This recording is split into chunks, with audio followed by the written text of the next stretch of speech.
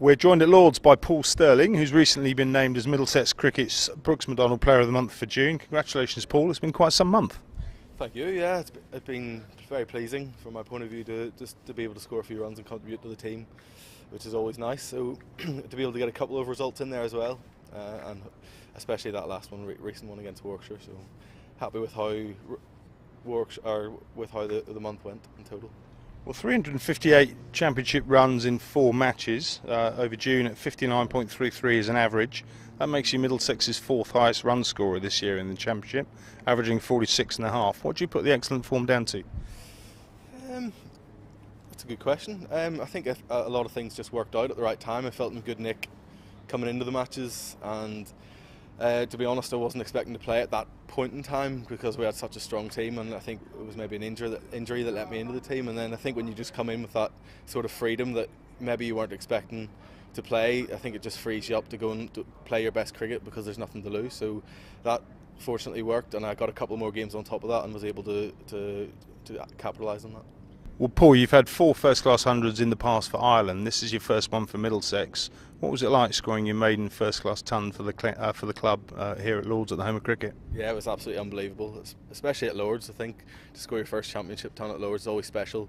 It's something I always look back on. Any ton at Lords is special, and fortunate to have a couple of one-day ones. So to add a championship one to that was sort of ticking something off my box that I always wanted to achieve. So hopefully I can go and get a few more.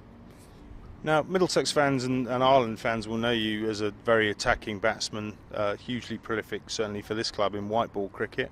Have you had to make any adjustments to your game, tone down your naturally attacking flair to conform to red ball standards? I think maybe in the past that's maybe the mistake that I made, was to try and tone down a little bit too much and really try and change my game. Whereas I think this year, as I've got older and more experienced, I reckon it's just playing your natural game and just, if that's the way you play and that's how best you play, to go out and show that in a first team game in red ball cricket. And if you fail, you fail. If you don't, you can score runs the way you want to score them. So I'm lucky enough that for this month anyway it worked. Presumably that's made the transition into T20 cricket that much easier. I know it's something you've struggled with in the past, obviously going out of the championship into the NatWest T20 Blast. How's that transition been? Yeah, I think it's a lot easier this year with the games being being linked together, really, isn't it? We finished championship cricket and we really had a period there of 2020 cricket, and I think that makes it easier on all players to get their skills right. There's no 2020 on a Friday for one day and then you're back into championship, which is very difficult to get your mindset right. So the fact that we were able to get 5 or 6 2020s in a row, I think it made it a lot easier. Onto a team perspective, Paul, we've had a bit of a stop-start campaign this year in the championship, a couple of defeats along the way.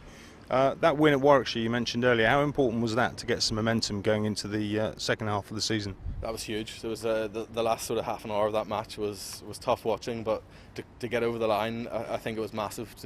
I think if we lost that game, we would have been in a bit of strife, and to be able to pick up majority of points in it was massive. So hopefully we play them again next, and if we can manage to get the same result in that, I think it puts us in a stronger position and hopefully push our way up that table.